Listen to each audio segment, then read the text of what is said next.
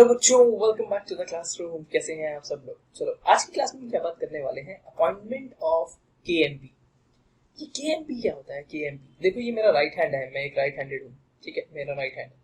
तो अब मुझे कोई बोले कि यहाँ से तू वायरस की तरह लेफ्ट हैंड से लिख दे, मैं लिख सकता हूँ क्या? नहीं, बहुत मुश्किल है, बहुत मुश्किल है, ठीक है। So just like that, company के लिए काम करने के लिए कुछ मेन लोग होते हैं। हाँ, एम्प्लॉइज तो है ही, एम्प्लॉय तो काम कर ही रहे हैं, बट कुछ ऐसे लोग हैं जो टॉप मोस्ट पोजीशंस पर हैं। आप स्कूल जाते थे तो स्कूल में क्या होता था? प्रिंसिपल होती थी, आपकी एचओडी है या फिर फ्लोर इंचार्ज है, ठीक है।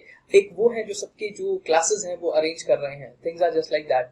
इस तरीके से भी फंडा काम करता था। बट अब एक चीज जो समझने वाली है, बाकी टीचर्स भी तो हैं, ठीक इसी तरीके से कंपनी में एम्प्लॉयज तो है ही, पर उन एम्प्लॉयज के ऊपर एक लेवल पे एक बॉस बैठा है, ठीक है। सब कुछ मुद्दे की बात, अगर बोर्ड ऑफ डायरेक्टर्स ने किसी को पकड़ना है तो क्या वो गार्ड को जाके पकड़ेंगे या वो सीधा सीधा एचआर का जो हेड होगा उसको पकड़ लेंगे?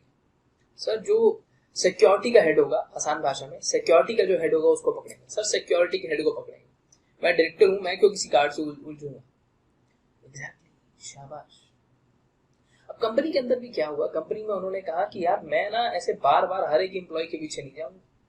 मैंने कहा फिर क्या करेंगे आप? कह रहा मैं सीधा जाके कुछ गिने चुने लोग होंगे जिनको केएमपी कहते हैं। मैंने कहा केएमपी माने? कहता की यानी कि चाबी, मैनेजरियल पर्सन, की मैनेजरियल पर्सन। कहता इनको पकड़ लूंगा मैं हमेशा। अच्छा, की मैनेजरियल पर्सन, यही है हमारा आज का टॉपिक। अब की मैनेजरियल पर्सन तो ठीक है, आपने बता दिया, पर ये होते कौन है? अच्छा ये बताओ, पास होने के लिए कितना नंबर चाहिए? सर 50 नंबर चाहिए। जब पास हो जाओगे ना, एक नंबर और लगा लेना उसके अंदर, क्या बन जाएगा? की मैनेजरियल पर्सन, यानी कि 51 सेक्शन नहीं, सारी की सारी डेफिनेशन कहाँ है? सेक्शन नंबर 2 में। उसका जो सब सेक्शन है वो है 51। सेक्शन 2 सब सेक्शन 51 आपसे बात करता है अबाउट केएमपी। यानी कि आज जो हम बात करने वाला है दोस्तों, उस बारे में आइए। तो केएमपी यानी कि अगर हम बात करते हैं about KMP, that is particularly known as key managerial person,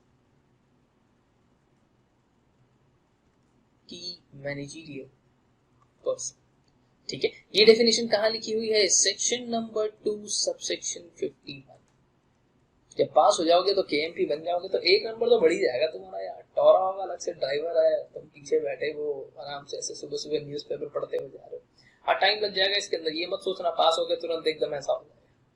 गाड़ी होगी, गाड़ी भी कंपनी देती, ड्राइवर भी कंपनी देगी आपको बस पीछे बैठ के जाना है, बाबू की तरह बैठ के जाना है, पैर पे पैर रख के न्यूज़पेपर पढ़ते हुए चले जाना, बस पहुंच जाना, वहां पे जाना, फिर 4 लोगों की क्लास लगाना, वापस आ जाना। तुम काम क्या करते हो? काम कोई नहीं करता है, ठीक है। चलो अब आगे चलते हैं, अब जल्दी से इन चीजों को समझते हैं और नोट करते हैं, ठीक है। ऐसे भाषण तो बहुत देता रहूंगा।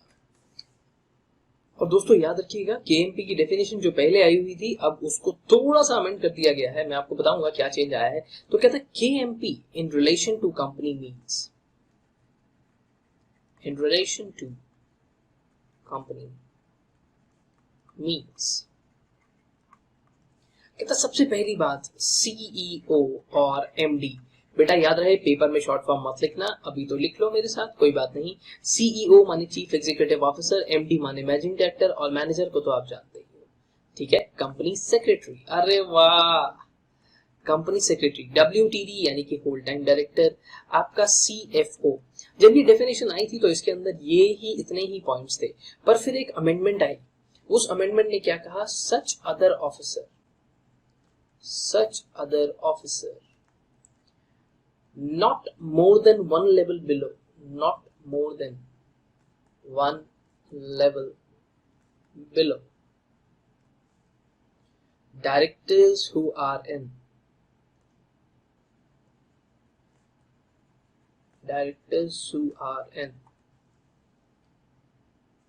whole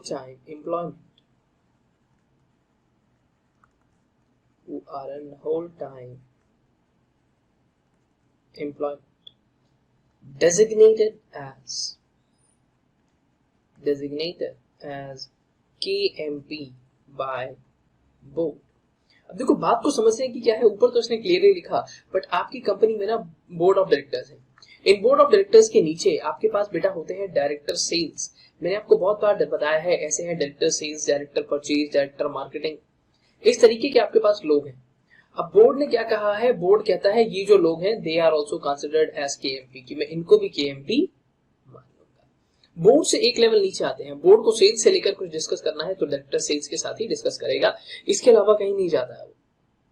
अब other office not more than one level below directors who are in whole time employment or designated as KMP by, और एक पॉइंट जो आपको हमेशा ही लिखना है, such other officer as may be prescribed, such other officer as may be prescribed,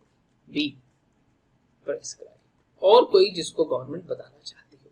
तो पहली बात तो ये जितने भी लोग हैं, जितने भी लोग अभी आपने मेरे साथ देखे, ये सारे के सारे लोग they are being categorised as KMP. Sir एकदम पास आ गया, ऐसा होता है ना कैमरा पास आ जाता है एकदम, हाँ ऐसा ही हो जाता है, फिर वो जूम लेने लग जाता है, जूम। सर वो साईं बाबा वाली लाइट गई नहीं अभी आपके पीछे से, नहीं गई क्या? कोई बात नहीं यार, कोई बात नहीं, अब ये लाइटें हटाने का इतना टाइम मिल नहीं पाता यार, आज करते हैं कुछ, खैर एनीवेज आज कुछ करते हैं। बात समझ में आई? तो सीईओ या फिर मैनेजिंग डायरेक्टर या मैनेजर या सीएफओ या सीएस या होल टाइम डायरेक्टर जो भी है आपकी कंपनी में, they are categorised as KMP. Sir अगर आपकी कंपनी में सारे हैं तो सारे, कोई एक है तो कोई एक, ठीक है। अब थोड़ा सा आगे चलते हैं। सर इसमें ना मेरे को सबके बारे में पता है लगभग, एक एमडी के बारे में थोड़ा कम जानता हूं मैं। एमडी कौन? एमडीएच मसाले, देखा ये तुमने एमडीएच मसाले कितने सालों से चल रहे हैं? नहीं, एमडी मैनेजिंग डायरेक्टर के बारे में बताओ। अच्छा, लो पहली बात यहाँ पे हम बात करते हैं अब एमडी यानी कि मैनेजिंग डायरेक्टर। अब ये मैनेजिंग डायरेक्टर होता कौन है? मैनेजिंग डायरेक्टर कौन सा आदमी है? मैनेजिंग डायरेक्टर बड़ा सिंपल सा आदमी है। Managing director is a director who is entrusted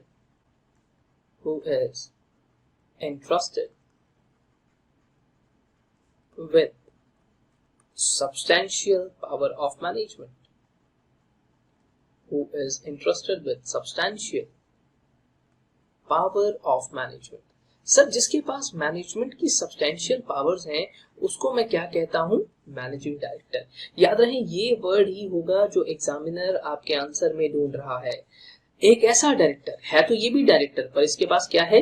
substantial powers है, ठीक है।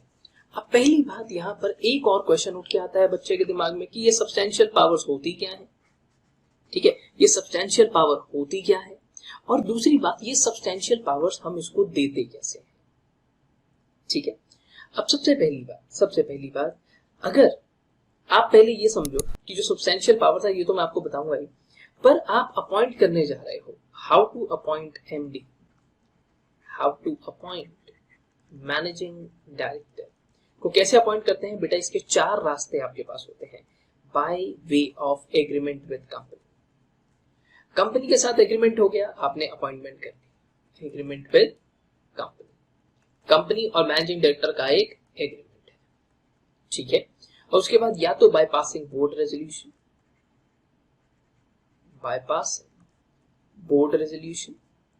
bypassing resolution at general meeting।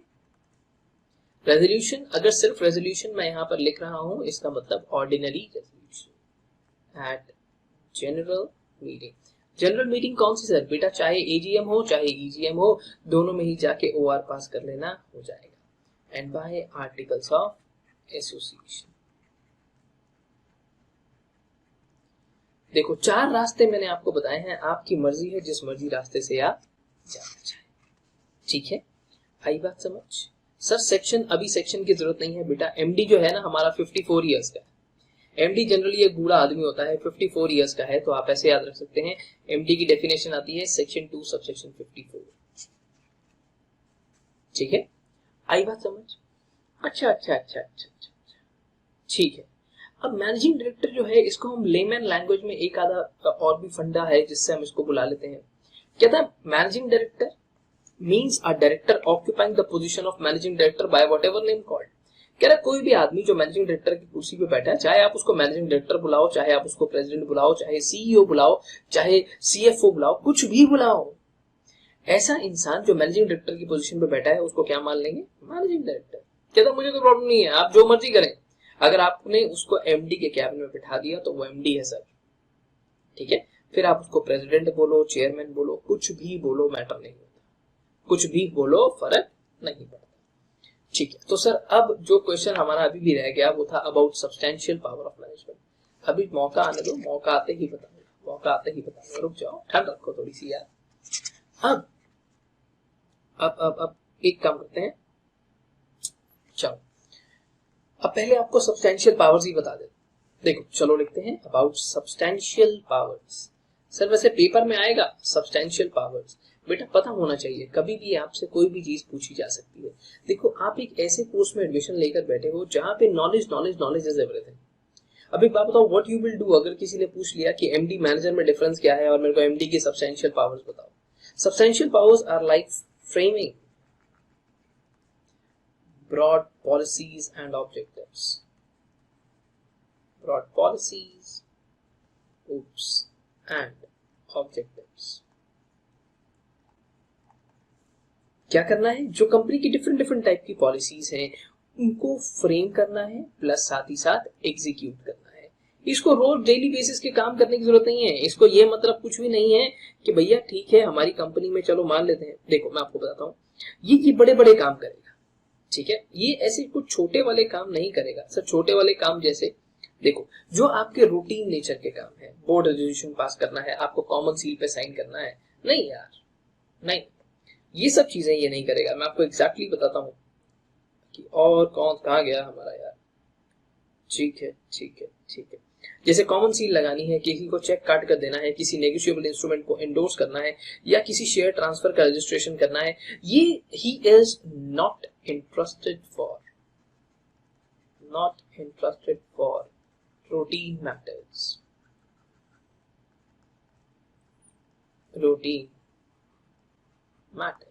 अब देखो बेटा सिंपल सी बात है, क्लास तो मैं दे रहा हूं बट पेन ड्राइव है, आपकी दुनिया जहान की चीजें हैं, अगर वो सब चीजें आपके पास आ रही हैं तो वो मैं थोड़ी बना के भेज रहा हूँ यार, स्टाफ है बनाता है भेज देता है, मुझे कुछ करने की जरूरत थोड़ी है। मैं क्या आके पहले झाड़ू लगाऊंगा फर्म के अंदर, पहले झाड़ू लगाऊंगा, पोछा लगाऊंगा, फिर ऐसे मिट्टी चेक करूंगा, मिट्टी चेक कर ली उड़ा नहीं दूंगा उसको। ठीक है, मूविंग है, थोड़ा सा आपको आगे लेकर चल रहा हूं अभी। अब समझ में आया मैनेजिंग डायरेक्टर क्या है। चलो एक काम करता हूं, मैं आपको मैनेजिंग डायरेक्टर और मैनेजर में डिफरेंस करवा देता हूं। इससे क्या होगा, आपको दोनों के बारे में बहुत अच्छे से नॉलेज हो जाएगी। ठीक है, अब सबसे पहले यहां पे लिखते हैं हम मैनेजिंग डायरेक्टर। बेटा डाउट पूछो, जितने आ रहे हैं उतने पूछो, एक बार नहीं 100 बार नहीं, रेन सुप्रीम की तरह बार बार लगातार पूछो। अब मैनेजिंग डायरेक्टर क्या होता है। सर मैनेजिंग डायरेक्टर एक वो प्राणी है, एक वो आदमी है who is managing director is entrusted with substantial powers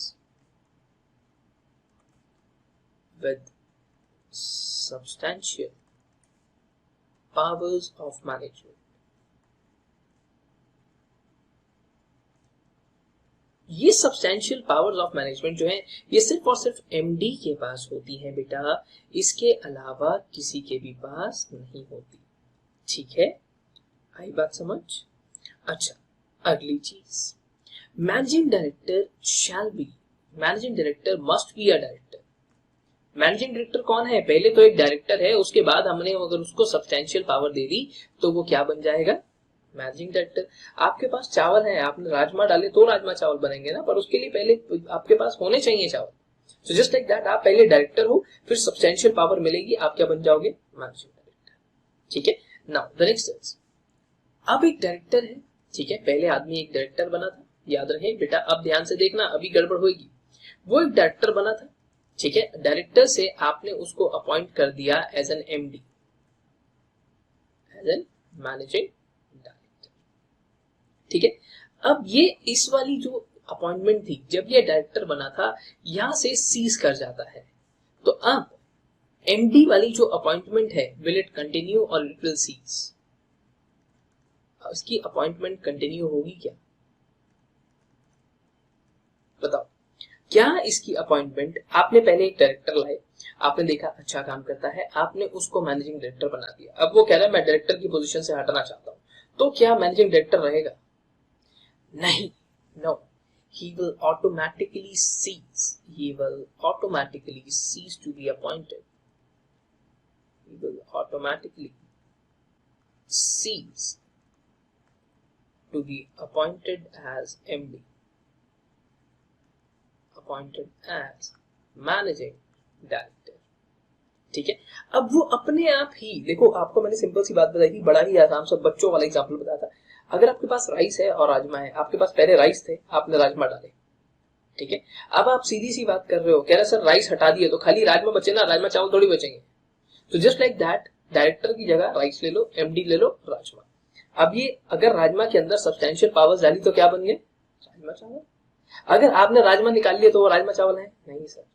वो कह रहा है कि मैं डायरेक्टर नहीं रहूंगा, अब मतलब मैं सारे राइस निकाल लूंगा तो क्या राजमा चावल रहेंगे? नहीं, नहीं। अच्छा, अब मैनेजर क्या होता है? मैनेजर के लिए, मैनेजर के पास कौन कौन सी पावर्स होती है? Manager has management of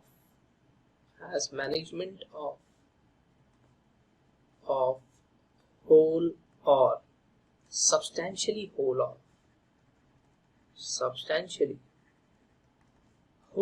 of affairs of company. Look, whole of affairs of company. बेटा याद रहे, ये जो मैनेजर है ये क्या करता है? जितने भी अफेयर्स हैं या तो सारे या सब्सटेंशियल पार्ट ऑफ अफेयर्स को क्या करता है? मैनेज करता है, इसलिए हम इसको मैनेजर कहते हैं। अब बात जो है वो यहाँ पे क्या समझने वाली है कि यहाँ पर आपके पास सब्सटेंशियल पावर्स ऑफ मैनेजमेंट है। यहाँ पे कंपनी के मैनेजमेंट की मैं बात कर रहा हूँ, यहाँ सब्सटेंशियल पावर्स तो यहाँ भी हैं, पर यहाँ किसके लिए हैं? अफेयर्स।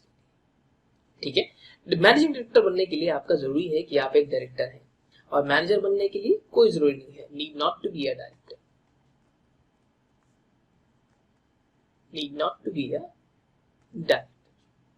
अब इसके लिए कोई भी डायरेक्टर बनने की जरूरत आपको नहीं है।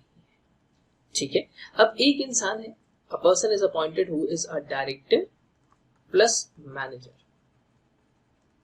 दोनों है वो। अब ये डायरेक्टर से सीज कर रहा है, मान लीजिए रिजाइन कर रहा है, तो मैनेजर वाली पोजीशन क्या कंटिन्यू होगी? बिल्कुल, यस, इट विल कंटिन्यू होगी सर। इसकी मैनेजर वाली पोजीशन पर कोई फर्क नहीं पड़ेगा, क्योंकि ये जो मैनेजर बना है ना, ये डायरेक्टर था इसलिए इसको मैनेजर नहीं बनाया है। यहाँ पे ये डायरेक्टर था इसलिए इसको मैनेजिंग डायरेक्टर बनाया है। आई बात समझ? आप जैसे 8th क्लास से 10th क्लास में जाते हैं, 8th, 9th, 10th, यही रास्ता है सर। एक और रास्ता है ना, 8वीं 9वीं 10वीं फेल, 12वीं करें, नहीं वो छोड़ो, उसको रहने दो, वो अलग रास्ता है। ठीक है, आई बात समझ? Director plus manager. चले बेटा आगे, थोड़ा सा और आगे लेके चलता हूं। अब बात को थोड़ा सा और समझने की कोशिश करना। सर मैनेजर के बारे में थोड़ा सा और बता देते तो भला होता आपका। मैनेजर जो है ना, एक नंबर पीछे है मैनेजिंग डायरेक्टर से। मैनेजिंग डायरेक्टर कितने साल का है तुम्हारा? 54 ईयर्स का, ये 53 ईयर्स का। Section 2 subsection 53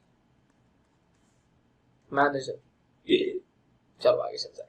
now moving ahead, थोड़ा सा और आगे लेके चलता हूं दोस्तों, अगले पॉइंट पे बात करते हैं।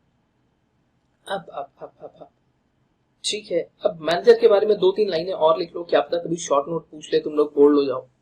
Manager,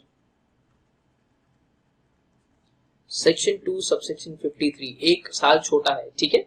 manager means an individual,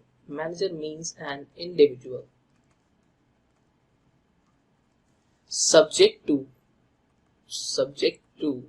whose superintendence, आप मेट्रो में जाते हैं दोस्तों, subject to whose superintendence, control and direction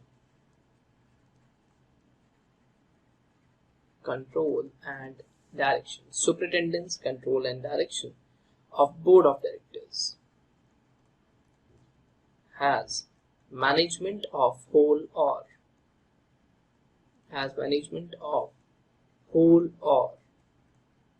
substantially the whole of or substantially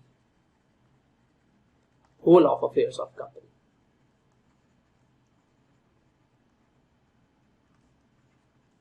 देखो आपने जो पहले लिखा है बस उसको मैंने सही तरीके से यहां पर लिख दिया है, ठीक है। और मैनेजर, ठीक, okay. Manager, what is manager? Manager, it includes a director or any other person. It includes director और एनी अदर पर्सन। ये कोई डायरेक्टर भी हो सकता है, कोई और इंसान भी हो सकता है। Any other person occupying the position of director, occupying position of director by whatever name called,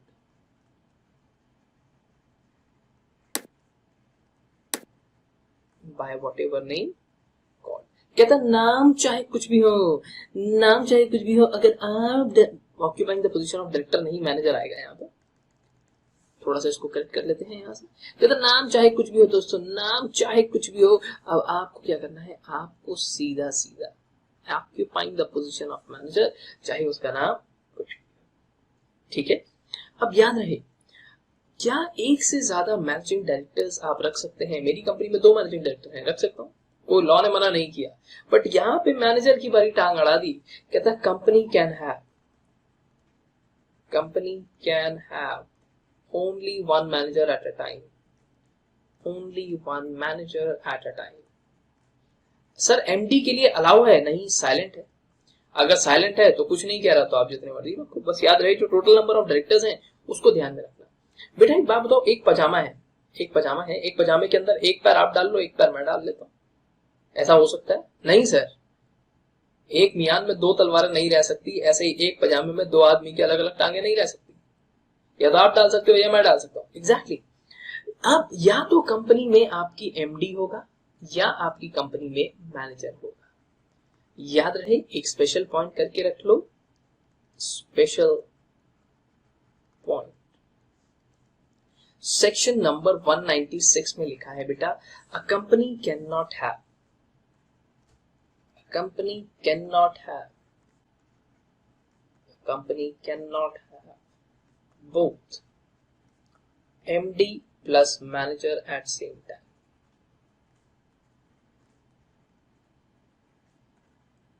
at same time, जैसे ही सेम टाइम आएगा तो एक टाइम पर, जैसे एक मियान में 2 तलवारें नहीं हो सकती और एक पजामे में 4 टांगे नहीं हो सकती, ठीक इसी तरीके से दोस्तों, ठीक इसी तरीके से एक कंपनी में एमडी और मैनेजर सेम टाइम पर अपॉइंट नहीं हो सकते। 36 का आंकड़ा इनका याद रखना, 36 का आंकड़ा, ठीक है। आई बात समझ? चलो बेटा अब थोड़ा सा और आगे लेके चलो। देखो अब अगली बात पे चलते हैं। अब ये बात करते हैं कि इतने सारे बंदे तो आपने हमारे को बता दिए, इतने सारे लोग तो आपने हमारे को बता दिए, अब इनकी अपॉइंटमेंट होती कैसे है? अब मेरी कंपनी में मुझे रखना है, मैनेजिंग डायरेक्टर रखना है, या आप मान लीजिए सीईओ रखना है, ठीक है, या सीएफओ रखना है, होल टाइम डायरेक्टर रखना है। मैं रखूंगा कैसे? मैनेजिंग डायरेक्टर तो बता दिया, बाकियों का क्या करूंगा? चलो आओ फिर एक काम करते, चक दे फट्टे नापते गिल्ली। अच्छा, जो चीजें जिनसे हम डील करते हैं जब हम अपॉइंटमेंट की बात करते हैं, तो स्पेसिफिकली हमारे को कुछ सेक्शंस का ध्यान रखना होता है। एक होता है सेक्शन नंबर 203 जो हमारे को अपॉइंटमेंट के बारे में बताता है, सेक्शन नंबर 196 प्लस इसके साथ शेड्यूल 5। ये सारी चीजें हमारे को मिक्स करनी होती है, ठीक है, एक बढ़िया सा ब्लेंड बना के उसके बाद ये आपके पास पेश किया जाता है। सर ये शेड्यूल 5 क्या है? देखो ये शेड्यूल 5 जो पर्टिकुलरली है, इसको हमने 4 पार्ट्स में डिवाइड किया हुआ है। सबसे पहली बात तो कंडीशंस फॉर अपॉइंटमेंट। अगर आप किसी इंसान को अपॉइंट करने जा रहे हो, वो दिमाग से पागल है, मैंने बोला ओए इधर आ ही नहीं रहा, समझ ही नहीं आ रहा, सुनाई नहीं दे रहा उसको, आप ऐसे को अपॉइंट कर सकते हो। तो शेड्यूल 4 के अंदर जो हम सबसे पहले बात करते हैं, things are going to be like, सबसे पहले कंडीशंस की बात करते हैं, फिर रेम्यूनरेशन की बात करते हैं, फिर सर्टिफिकेट ऑफ कंप्लायंसेस की बात करते हैं कि आपने शेड्यूल 5 को पूरा तरीके से कंप्लाई किया है, उसके बाद एग्जामिशंस की बात करते हैं। इतना ज्यादा डिटेल में जाने की जरूरत नहीं है वैसे तो। 203 और 196 और एक बात करते हैं हम लोग रेम्यूनरेशन के बारे में, जो यहाँ पर नहीं है, वैसे वो 197 में होती है कि रेम्यूनरेशन कितनी दे सकते हैं आप, कितनी नहीं दे सकते। मान लिया सर, बिल्कुल मान लिया कि दुनिया का पब्लिक ने पैसा लगा रखा है, उससे कमा के आप पब्लिक को बांटो ना, आप क्यों खर्च कर रहे हो? देखो मैकेनिज्म बहुत शानदार है। पब्लिक कंपनी क्या करती है, अपना पैसा है इतना, नहीं है सर, नहीं है। ठीक है, नाउ मूविंग अहेड, थोड़ा सा आगे लेके चलते हैं, एक एक करके सेक्शंस के बारे में बात करेंगे। The very first is going to be about appointment of KMP. Appointment of KMP. अब केएमपी क्या है? की मैनेजरियल पर्सन। सबसे पहले बात करेंगे यहाँ सेक्शन नंबर 203 के बारे में, ठीक है। कहता है अब यहाँ पे section number 203 plus rule 8 of companies appointment of KMP and managerial personal rules होते हैं। रूल 8 लिख लेंगे आप तो भी बहुत है, अगर वैसे रूल नहीं भी लिखोगे तो भी चल जाएगा, बस rule 8 of companies appointment of KMP and managerial personal rules. ये क्या कहता है? कहता है सर, मैंने कहा हाँ जी बताइए। कहता है एवरी लिस्टेड कंपनी, मैंने कहा लिस्टेड कंपनी, कहता है हाँ, कहता है every listed company plus every other public company, मतलब पब्लिक कंपनी नहीं, कहता नहीं, कहता एवरी अदर पब्लिक कंपनी। मैंने कहा क्या? कहता having paid up share capital, having paid up share capital of 10 crore or more, they are required to appoint following as KMP, appoint following as KMP यानी कि की मैनेजरियल पर्सन। अब सबसे पहला इंसान जो यहाँ पर है उसके बारे में बात करें तो मैनेजिंग डायरेक्टर, दूसरे के बारे में बात करें तो सीईओ, तीसरे के बारे में बात करें तो ओके ठीक है। आप मैनेजिंग डायरेक्टर, मैनेजर, अच्छा एक काम करो बेटा, एक काम करो, ऐसे मत लिखो, कंफ्यूजन हो जाएगी, फिर अभी कॉन्ट्राडिक्टरी हो जाएगा यहीं पे। तो क्या लिखा तो नहीं था? मैनेजिंग एमडी और सीईओ और मैनेजर। याद रहे फर्स्ट पॉइंट के अंदर से इन तीनों में से एक आदमी आपको रखना है, ठीक है। अगर आप नहीं रख पाते हो और इनमें से अगर कोई एब्सेंट होता है, in case of absence, in case of absence WTD, whole time director, whole time director, ठीक है। साथ ही साथ आपको रखना होता है एक कंपनी सेक्रेटरी और एक CFO। अगर आपका क्या है सर, अगर आप इन लिमिट्स में कहीं पर भी फॉल करते हो, आप लिस्टेड कंपनी हो तो ये लोग तो आपको रखने हैं। यहाँ पे और लगा हुआ है CS भी रखना है, CFO भी रखना है, यहाँ कोई ऑप्शन नहीं है आपके पास। आई बात समझ? ठीक है बेटा। अच्छा अब कहता है अब पहली बात सर, एवरी कंपनी हैविंग, कहता है एवरी कंपनी, मैंने कहा मतलब पब्लिक प्राइवेट कोई शर्म नहीं, कहता जी कोई शर्म नहीं। Every company having paid up share capital of 5 crore और मोर, 5 करोड़ या 5 करोड़ रुपए से ज्यादा, shall have a full time, shall have a full time, shall have a full time company secretary, एक whole time in employment, in whole time employment ऐसे लिख लो, in whole time employment, in whole time employment, in full time employment में आप एक company secretary रखेंगे। ये जो limit है बेटा, इनको अभी बढ़ाने के लिए एक मुहिम छिड़ी हुई है, पता नहीं कब जाके बढ़ेंगी तो 20 करोड़ रुपए हो जाएगी, तुम्हारे को पता चल जाएगा, ठीक है। अब पहली बात, अब जो फंडा मैं आपको बताने जा रहा हूं, यहां पे अभी आप बोल्ड हो गए। देखो एक इंसान है, ठीक है, एक इंसान है, can he be appointed, can he be appointed as chairman plus managing director या CEO। चेयरमैन तो है ही, मैनेजिंग डायरेक्टर या CEO, बेटा ये प्लस यानी कि एंड, पब्लिक यानी कि और, ठीक है, एंड MD और CEO। चेयरमैन तो रखोगे ही, MD या CEO में से कोई एक को रख सकते हैं। कहता है सर मेरी बात सुनो, मैंने कहा हाँ। कहता है as per section number 203 same person should not act, same person should not act as chairman या chairperson and MD और CEO। एक सेम आदमी नहीं हो सकता, but there are certain exceptions, अब एक्सेप्शंस माने कहता सेम आदमी इन जगहों पर अपॉइंट किया जा सकता है। वो कौन कौन सी हैं? That AOA carries provision for appointment of same person, कि आपका जो आर्टिकल्स ऑफ एसोसिएशन है वो अलाउ करता है for appointment of same person. उसने कहा हुआ है कि हाँ भैया सेम आदमी है, उसको अपॉइंट कर लेना दोनों पोजीशंस पर, सी में सी चेयरमैन पर भी और एमडी पर भी। आपका एओए क्या करता है, ऑथराइज करता है, तो कर लो, तो क्या हो जाएगा, अलाउड हो जाएगा। ठीक है, अगली चीज, company carries on single business. Company एक ही काम करती है, क्या काम करती है, टूर एंड ट्रैवल का। Company carries on only a single business.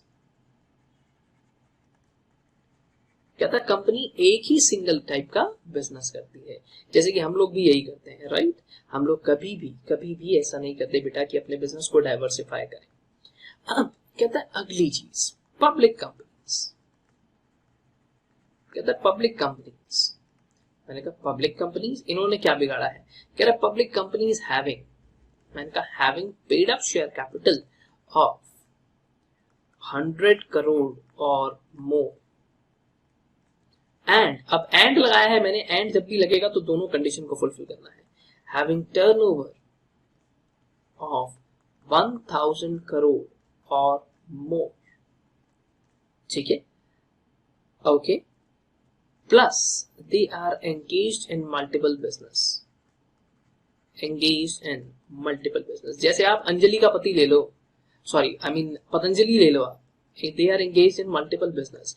तो इस सिचुएशन में it is allowed if they have appointed separate CEO for each business।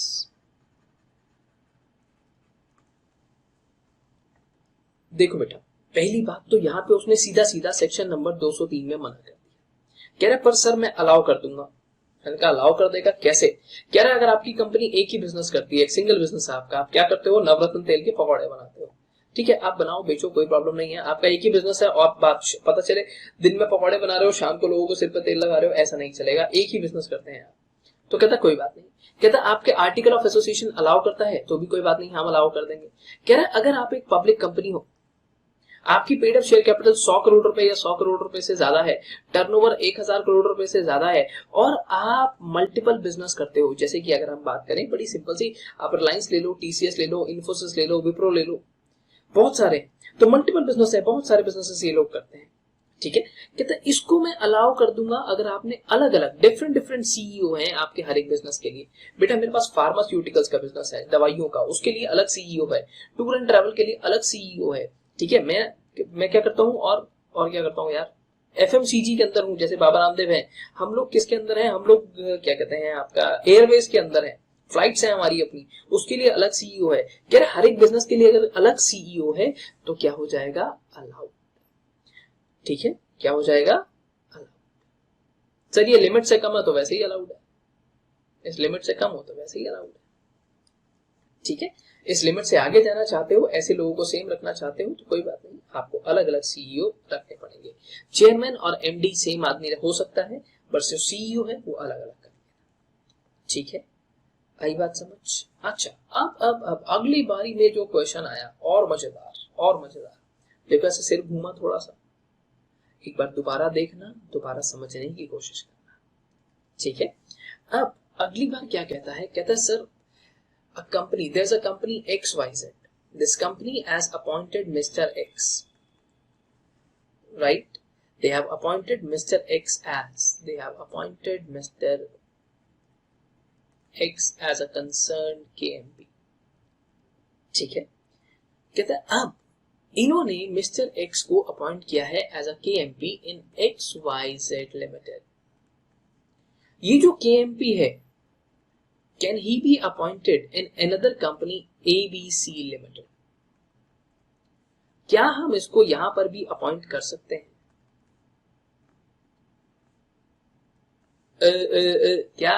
ये देखो, एक आदमी है जिसका नाम है मिस्टर एक्स। अब मिस्टर एक्स को क्या आप दूसरी कंपनी में अपॉइंट कर सकते हो? मैंने आपको अभी बताया था कि जब भी आप किसी केएमपी को अपॉइंट करते हो तो वो केएमपी आपके साथ फुल टाइम होता है, ठीक है? वो केएमपी आपके साथ कहाँ होता है? Full time. ये देखो जैसे हमने लिखा है होल टाइम एम्प्लॉयमेंट, ठीक है? Whole time employment. जो भी केएमपी जहां से भी आएगा, जैसे भी आएगा, वो क्या होगा? फुल टाइम सिर्फ और सिर्फ आपके साथ होगा। अब ऐसे अगर क्वेश्चन आ जाता है तो आंसर कैसे लिखना है, ठीक है? तो आप ऐसे शुरू करोगे, as per section 203 of companies act 2013 a whole time KMP cannot hold office in more than one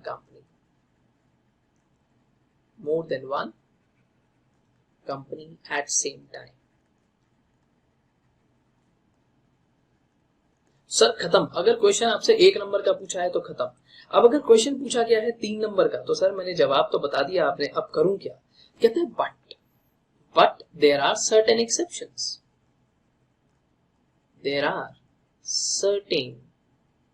अब मान लो ये जो ऊपर वाला क्वेश्चन है ये है 5 नंबर का, ठीक है?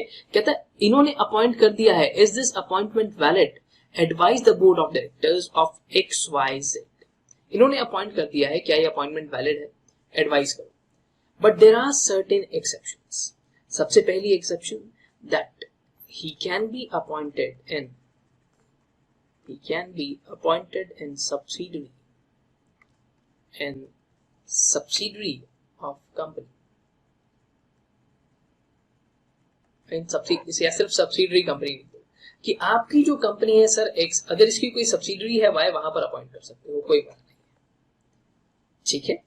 और अगली चीज कहता है आपके यहाँ पर केएमपी है, मान लीजिए कंपनी सेक्रेटरी है, यहाँ पर अगर आप उसको अपॉइंट करना चाहते हो किसी और पोजीशन में जैसे कि director, but he can be appointed as director. He can be appointed as director with permission of board. With permission of board. ठीक है? अगली चीज, अब अच्छा देखो पेपर में क्वेश्चन कैसे घूमेगा बेटा, यहां पर वो कंपनी सेक्रेटरी है, यहां पर मैं उसको जो बनाने जा रहा हूं, यहां पे मैनेजिंग डायरेक्टर बनाने जा रहा हूं, हो सकता है? बिल्कुल। आप ये वाली XYZ कंपनी जो है इसके बोर्ड ऑफ डायरेक्टर्स से अप्रूवल लेकर आइए, सर आप ऐसा कर सकते हैं, ठीक है? यहां पे कंपनी सेक्रेटरी है, यहां भी कंपनी सेक्रेटरी बनाने जा रहा हूं, नहीं हो सकता, ठीक है? यहाँ पे कंपनी सेक्रेटरी है, यहाँ CFO बनाने जा रहा हूं, नहीं हो सकता। सिर्फ डायरेक्टर अलाउड है, वो भी बोर्ड की कंसेंट लेकर आइए कि हमें कोई प्रॉब्लम नहीं है, अगर ये इंसान उधर जाता है तो तब जाके मैं अलाउ करूंगा, अदरवाइज मैं अलाउ नहीं।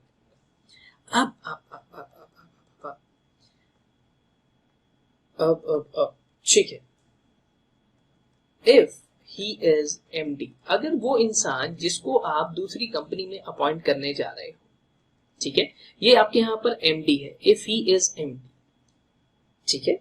अब he is MD of more than, या ऐसे लिखो यार, if he is MD, थोड़ा सा और आसान करता हूं बेटा। सर क्या कटवाते रहते हो बेटा? बेयर एक्ट को काट के, मेरे सामने बेयर एक्ट रखा हुआ है, उसको काट के अगर मैं लिखूंगा ना अभी सामने तो प्रॉब्लम होती है थोड़ी सी। इफ ही इज MD और manager of one other company, then board resolution plus resolution at general meeting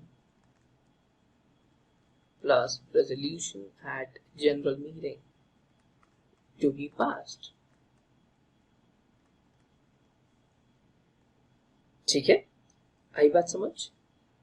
from that company। कहता सर, मैं कहा हाँ जी। कहता है सर देखो देखो देखो, अगर ये आदमी जो है यहाँ पर मैनेजिंग डायरेक्टर है, ठीक है, XYZ कंपनी है आपकी, वैलिड है नहीं है, रुक जाओ जरा ठंड रखो। मैं कहा हाँ जी। अब कहता है कि अगर ये जो आदमी जिसकी आप बात कर रहे हो वो आपके यहाँ पर मैनेजिंग डायरेक्टर है, आप इसको अपॉइंट करने जा रहे हो दूसरी कंपनी में, अभी किस में है, मैंने कहा XYZ में। कहता ठीक है, XYZ के यहां से board resolution plus general meeting resolution लेकर आ जाओ, तो हम इसको अपॉइंट कर लेंगे। अगर क्या है, MD है या मैनेजर है तो ठीक है बेटा। देखो आई नो देखो क्या है, कहानी थोड़ी सी कॉम्प्लिकेटेड हो जाती है, बट बिलीव मी, जब आप ये कॉम्प्लिकेशंस को हैंडल करना सीख जाओगे तो आपकी कंसल्टेंसी और आपके आंसर लिखने में जो मजा आएगा वो एग्जामिनर को कहीं नहीं दिखेगा। आई नो थोड़ा सा टॉपिक डिफिकल्ट हो गया, एक बार दोबारा से इसको समझाने की कोशिश करता हूं, ध्यान देना। एक होल्ड टाइम KMP को आप नहीं ऑफिस होल्ड कर सकता, वो एक से ज्यादा कंपनी में एक टाइम पर, कहता पर अलाउड है, कुछ एक्सेप्शंस हैं, इन केसेस के अंदर हम इसको अलाउ कर देंगे। कह रहे जैसे आपकी कंपनी है X, उसकी एक सब्सिडरी है Y, आप यहाँ पर CS हो, ये आपको यहाँ पर CS अपॉइंट करने जा रहा है, कह रहे कोई बात नहीं कर दो, appointment in subsidiary company is allowed. कहता है आप यहाँ पर CS हो, ये आपको यहाँ पर डायरेक्टर बनाने जा रहा है किसी और कंपनी में, कहता है कौन सी सब्सिडरी कंपनी है, कह रहा नहीं सब्सिडरी नहीं है, ठीक है, आप एक कंपनी हो, आप यहां से आपको दूसरी कंपनी के अंदर हम डायरेक्टर बना रहे हैं। कहता क्या हो जाएगा, कहता बिल्कुल, इस कंपनी में बना रहे हो ना, पहले किस में है, मैंने कहा पहले इसमें है, कहता यहां से बोर्ड रेजोल्यूशन लेकर आ जाओ, हम रख लेंगे। मैंने कहा इस कंपनी में क्या है, कहता इस कंपनी में CS है, ठीक है ओके। अब अगली चीज और ध्यान देना बेटा, अभी एक आखिरी पॉइंट और, उसके बाद ठीक है मैं ब्रेक भी दे दूंगा कहोगे तो, ब्रेक तो तुम लोग वैसे ही मेरे से बिना पूछे ले लेते हो, वैसे बड़ा पूछ के लेते हैं ब्रेक। देखो कहता है अब आप मैनेजिंग डायरेक्टर हो या मैनेजर हो एक कंपनी के अंदर, ठीक है ठीक है, अब आपको हम अपॉइंट करने जा रहे हैं दूसरी कंपनी में, अब हम आपको अपॉइंट करने जा रहे हैं, मतलब आप इस कंपनी में हो, इसके अलावा आप एक और कंपनी में भी हो, ठीक है, एक कंपनी का नाम है A और B, A और B के अंदर आप ऑलरेडी एक मैनेजर या मैनेजिंग डायरेक्टर हो, और अब आपको हम अपॉइंट करने जा रहे हैं तीसरी कंपनी में। कहता तो इन दोनों कंपनीज में जहां पे आपकी अपॉइंटमेंट अभी है, जहां पे आप अभी हो, यहां से board resolution plus general meeting resolution लेकर आइए, जनरल मीटिंग का ऑर्डिनरी रेजोल्यूशन लेकर, ठीक है, आई बात समझ बेटा, समझे। जिस कंपनी में आप मैनेजिंग डायरेक्टर हो, देखो अगर आप पहली बात तो अगर आप सब्सिडरी में जा रहे हो तो किसी चीज की जरूरत नहीं है, ठीक है, सिर्फ बोर्ड रेजोल्यूशन पास करो हो गया काम। अगर आप उसके अलावा कहीं पे डायरेक्टर बनने जा रहे हो तो बोर्ड से पूछाओ, पर सर आप ऑलरेडी किसी कंपनी में MD या मैनेजर हो, अब आप दूसरी कंपनी में अपॉइंट होने जा रहे हो, तो कहानी थोड़ी स्ट्रिक्ट है, board resolution plus resolution at general, ठीक है। चले आगे, नाउ मूविंग अहेड, सिर में दर्द हो रहा है, छोड़ दो थोड़ी देर के लिए, अच्छा जाओ छोड़ दिया, जाओ ब्रेक ले आओ, go take a break, bye bye, जाओ ब्रेक लेके।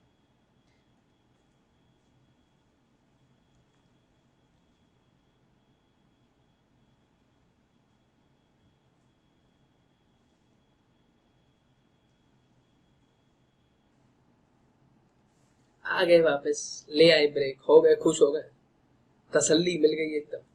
देखो अब एक बात करते हैं कि अगर आपका जो ऑफिस ऑफ KMP है, आपने बेटा एक KMP को रखा था, अपने यहाँ पर अपॉइंट करा था, अब उसका जो ऑफिस है वो वेकेट हो गया है, अपॉइंट करा था, ऑफिस क्या हो गया है, office gets vacated, office gets vacated, office क्या हो गया है, वेकेट हो गया है सर, खाली हो गया है। अब अगर ऑफिस खाली हो गया है तो लॉ क्या कहता है, लॉ कहता है कि ये जो वैकेंसी है, ये जो आपका ऑफिस वेकेट हो गया है, यानी कि ऑफिस खाली हो गया है, यानी कि वो इंसान रिजाइन करके चला गया है या उसकी डेथ हो गई है, जो भी हुआ है, कहता है vacancy shall be filled up by board, shall be filled up, यानी कि आप उसकी जगह पे किसी और इंसान को रखेंगे। कब कब कब, at board meeting within 6 months, अगले 6 महीने के अंदर आपको वो वैकेंसी फुलफिल करनी है, यानी कि किसी कंपनी से कोई managing director, whole time director, CEO, CFO company secretary छोड़ के चला जाता है, तो 6 महीने के टाइम के अंदर आपको वो वैकेंसी फुलफिल करनी पड़ेगी। ठीक है सर, ओके कर देंगे सर। अगर नहीं करते हो तो बदमाशी दिखा रहे हो, 5 लाख रुपए से लेके 1 लाख से 5 लाख तक का फाइन, अगर आप 6 महीने में नहीं कर पाते हो। वैसे तो आप अपने मिनट्स लेकर अगर प्रैक्टिकल लाइफ में आरओसी के पास चले जाओगे तो बच जाओगे, ठीक है। 1 लाख से 5 लाख तक का फाइन, और जो भी कंपनी से जो भी डायरेक्टर या केएमपी जिसने ये डिफॉल्ट किया है उसको 50,000 रुपए का फाइन, और अगर कॉन्टिन्यूइंग ऑफेंस है, बार बार करता ही जा रहा है, तो 1,000 रुपए पर डे। देखो जहां पे फंस जाओ, फाइन कंपनी एक्ट के अंदर फिक्स रहता है 1 लाख से 5 लाख, मोटा मोटा। आप इतनी सारी पेनल्टीज कहाँ याद कर पाओगे, तो 1 लाख से 5 लाख का याद रखना, ठीक है।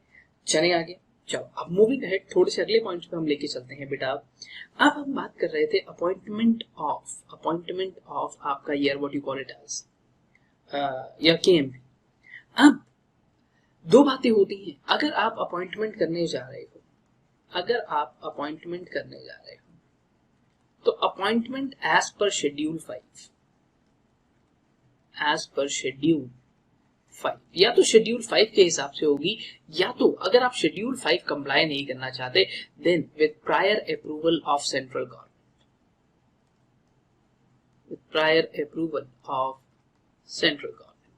लॉ कहता है मैंने प्रोसीजर बता दिया है शेड्यूल 5 में कि फंडा क्या है, किन की चीजों को कंप्लाई करना है।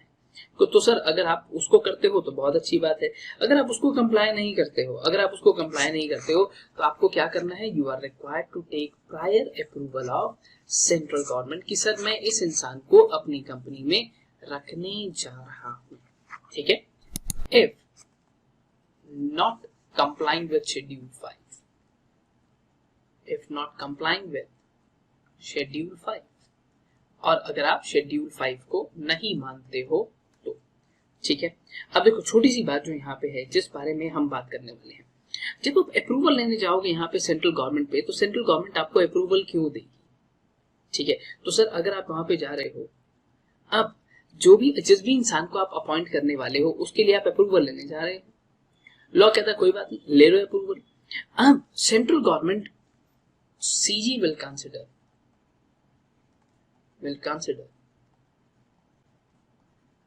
following aspects before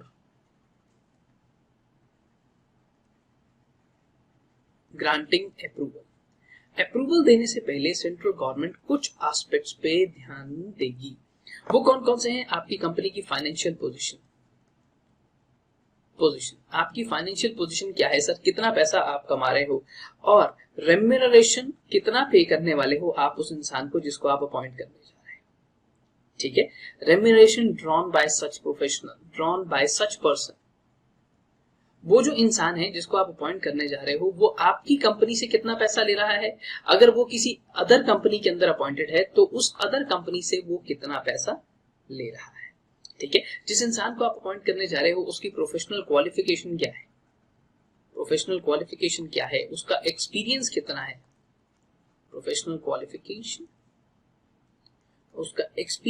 है, ये सब चीजें सेंट्रल गवर्नमेंट देखेगी, और देखने के बाद आपको सीधा सीधा अप्रूव कर देगी। सर ठीक है, सीजी के पास जब मैं अप्रूवल के लिए जाता हूं तो मैं फाइल करता हूं फॉर्म MR2 मैनेजरियल 2, ठीक है, मैनेजरियल 2 MR2। कितने दिन में फाइल करना होता है सर ये, विद इन 90 डेज, ठीक है। आई बात समझ। अगर ये मैं नॉर्मल वाला कर रहा हूं तो कैसे करना है, चलो एक काम करते हैं, छोटी सी बात करते हैं। तो सबसे पहले मैं ना आप लोगों को एक चीज करवाता हूं। सबसे पहले हम एक काम करते हैं कि मैनेजिंग डायरेक्टर और मैनेजर कौन कौन बन सकता है, कौन कौन नहीं बन सकता, इस बारे में बात कर लेते हैं। फिर मैं आपको ये जो प्रोसीजर है इसके बारे में थोड़ा सा और डिटेल में ले जाऊंगा, ठीक है। ये भी बताऊंगा शेड्यूल 5 में क्या लिखा है, ये भी बताऊंगा नॉर्मली कैसे होता है, ठीक है। अब पहले फिलहाल हम नॉर्मल वाला एस्पेक्ट लेके चलते हैं एज पर शेड्यूल 5 और सेक्शन नंबर 196। तो सेक्शन नंबर 196 की बेटा अगर मैं आपसे बात करूं तो 196 ने हमारे को आके बड़ी ही सिंपल सी बात बताई, ठीक है, बड़ी ही सिंपल सी बात बताई। कहता है कि अब 196 क्या कहता है, कहता है सर सुन, मैं कहा जी बताओ, कहता है आप no company shall appoint at same time, जो मैंने आपको पहले लिखवाया है उसको फिर से रिपीट कर रहा हूं, no company shall appoint at same time MD and manager at same time, MD and manager, चाहे एक आदमी हो चाहे अलग हो। सर अलग अलग भी नहीं, एक आपने रख लिया राम एक श्याम, दोनों अलाउड नहीं है, ठीक है। अब जब भी आपकी कंपनी किसी को अपॉइंट करती है, company is going to appoint somebody. Somebody means somebody. Company is going to appoint any person as managing director, or you can say whole time director, or else you can say director or manager. Director or manager. तो जब भी आप उसको appoint करोगे, you can appoint for maximum 5 years at one time. एक बार में 5 साल के लिए आप मैक्सिमम उसको आप अपॉइंट कर सकते हो. एक बारी में अपॉइंट करोगे तो कितना, मैक्सिमम 5 साल, प्लस रीअपॉइंटमेंट भी आप कर सकते हो 5 साल के बाद. 5 साल के बाद आपको लगा कि यार इसका काम बहुत शानदार है, कहता कोई बात नहीं, आप रीअपॉइंट कर लो. कह रहे पर ये जो रीअपॉइंटमेंट आप करोगे ना, दिस रीअपॉइंटमेंट, आपने उसको अपॉइंट किया, सर ये रहे 5 years. अब यहां पे ये खत्म हो रहे हैं 4 years. ठीक है, क्या ये 4 years उसके कंप्लीट हो गए. इस 4 साल से 5 साल के बीच में यहां पर आप उसको रीअपॉइंट करोगे, पता चले आपने पहले साल रखा, आप वहीं पर उससे खुश हो गए, आपने उसको कहा अरे वाह तुम तो बहुत बढ़िया काम करते हो, ये रहा 1 2 3. तो यहां पर जब 1 साल उसका खत्म होने वाला होगा, आखिरी साल में वो होगा, तभी आप उसको रीअपॉइंट कर सकते हो. इससे पहले रीअपॉइंटमेंट आपकी अलाउड नहीं मानी जाएगी. ठीक है, यहां पे आप उसको रीअपॉइंट कर सकते हो, उससे पहले नहीं. ठीक है, 4 साल कंप्लीट हो गए, अब आखिरी साल में है, अब आप कर सकते हो. ठीक है, 4 साल हो गए कंप्लीट, अब रीअपॉइंट कर लो, कोई बात नहीं. अच्छा सर, जैसे रीअपॉइंट करेंगे तो यहां से 5 साल काउंट होंगे या यहां से, बेटा यहां से काउंट होंगे ना, यहां से काउंट होंगे आपके 5 साल. यार अगर मेरी जो प्रीपेड का मेरे को रिचार्ज कराना है वो 2 तारीख को खत्म हो रहा है, मैंने 30 को करा दिया, तो डेट तो 2 से ही आगे चलेगी ना, 30 से थोड़ी हो जाएगी. आई बात समझ. और इसको लिखते कैसे हैं, इसको लिखते हैं ऐसे, no reappointment, no reappointment shall be made, shall be made earlier than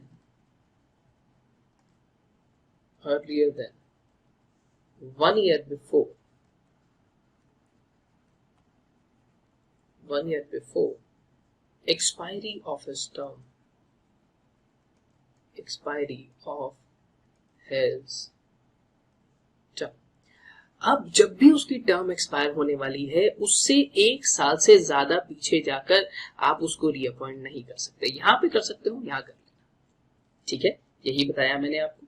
अब 196 में तो हमने ये बात करी, पर सर अब है कुछ डिस्क्वालिफिकेशंस.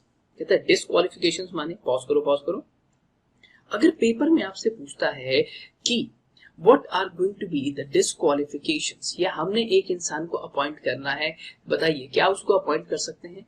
बेटा तो डिस्क्वालिफिकेशंस जो मैं आपको करवाने जा रहा हूं, managing director, whole time director और मैनेजर, सबके लिए सेम है. ठीक है, आई बात समझ. डिस्क्वालिफाइड कौन है, सबसे पहला इंसान who is below age of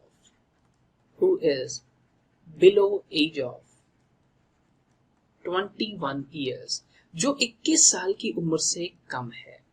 ठीक है, देखो भारत देश में बड़ा ही सिंपल सा सिस्टम है, 18 साल की उम्र में आप वोट कर सकते हैं, पर शादी करने के लिए 21 साल की उम्र चाहिए. मतलब सरकार कह रही है 18 साल की उम्र में तुम लोग देश संभाल सकते हो, पर बीवी 21 में भी नहीं संभलेगी बेटा, सबसे नहीं संभलती. चलो, who is below age of 21 years, और अगला पॉइंट क्या कहता है, और हैज अटेन्ड एज ऑफ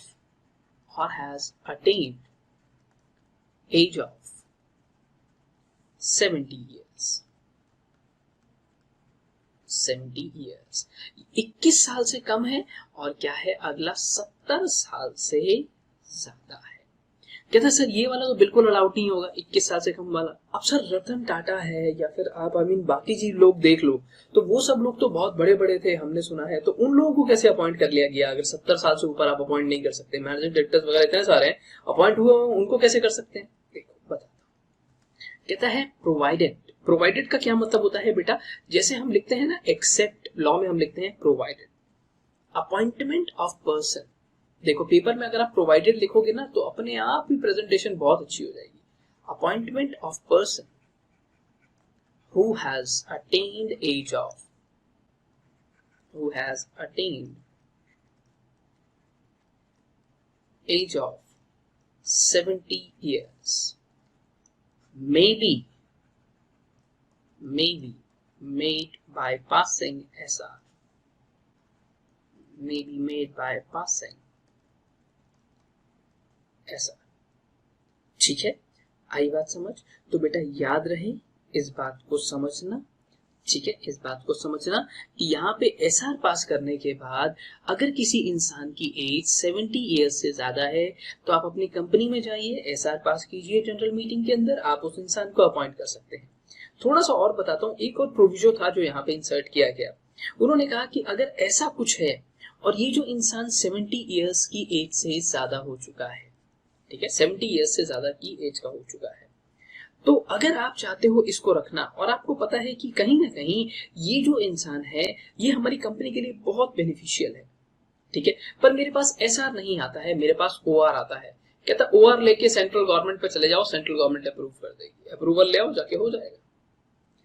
ठीक है, आपको एप्लीकेशन देनी होती है, अगर सेंट्रल गवर्नमेंट सेटिस्फाइड है तो वो आपके ओआर को अपने आप एसआर में कन्वर्ट कर देगी, वो कहेगी ठीक है अलाउड है, जाओ कर लो, रख लो एसआर। ठीक है, चले आगे, मूविंग है, थोड़ा सा और आगे लेके चलता हूं। अब दूसरा point, second point, who is undischarged insolvent. ये तो आप लोगों को पता ही है, बहुत बार पढ़ लिया है आप लोगों ने, इंसॉल्वेंट क्या होता है, अनडिस्चार्ज इंसॉल्वेंट क्या होता है। और at any time, at any time लिख दिया, मतलब आज से 10 साल पहले, 15 साल पहले, 20 साल पहले, ठीक है, कभी भी वो इंसॉल्वेंट हुआ था, बीन एडजस्ट एज इंसॉल्वेंट। कहता या तो अभी हुआ है या तो आज से पहले कभी भी किसी भी पॉइंट ऑफ टाइम में कभी भी इसकी क्या हो गया था, इंसॉल्वेंट हो गया था। कहता है और एनी पर्सन, यहां पे लिख लेना एनी पर्सन, बेटा एनी पर्सन में लिखना भूल गया यहां पर, एनी पर्सन, ठीक है। अच्छा, अगली चीज, any person who has any time, who has any time suspended payment to his creditors, suspended payment to his creditors, or made a composition with them, made composition with them, या तो उसने क्या करा है, कंपोजिशन करा है। अब वो आदमी ने क्या करा है, देखो बड़ी ही सिंपल सी बात है, या तो उस इंसान ने उसके जो क्रेडिटर्स थे उनको जो पैसा देना था उसको सस्पेंड कर दिया, कह रहा है मेरे पास कोई पैसा नहीं है, भाग जाओ यहाँ से, सबको भगा दिया, किसी को कोई पैसा नहीं दिया। कहता या तो कोई क्रेडिटर आया, उसने बोला भैया तेरे को कितने पैसे देने हैं, कहता मेरे को तुमने देने हैं 196 lakh rupees, section number 196 crore rupees इसको देने थे। इसने क्या कहा, पैसे तो है नहीं, चल सेटलमेंट कर लेते हैं, सेटलमेंट करके 10 करोड़ रुपए उसको देके भेज दिया। तो क्या आप कंपोजिशन कर रहे हो, कहीं ना कहीं कुछ सेटलमेंट कर रहे हो। तो अगर आपने ऐसा कुछ किया है तो भी आप मैनेजिंग डायरेक्टर नहीं बन सकते। और next point, has been any time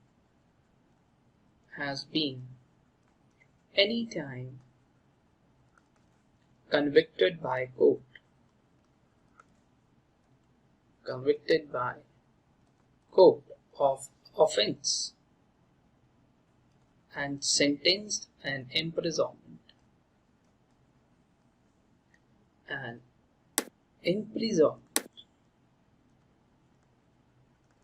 of more than 6 months। कहता कभी भी उसको क्या हुआ है, उसने कोई ना कोई जुर्म कर दिया है, ठीक है, और कोर्ट ने उसको सजा सुनाई है किसी ऑफेंस को लेकर, और उसकी जो सजा है ना वो कितनी है, 6 महीने से ज्यादा कैदे बामुशक्कत की सजा उसको सुनाई गई है। कहते तो मैं क्या कर दूंगा, फिर से बाहर, मैं कह चलो साइड पे, ठीक है, क्या कहेंगे उसको, चाचा तुम बाहर।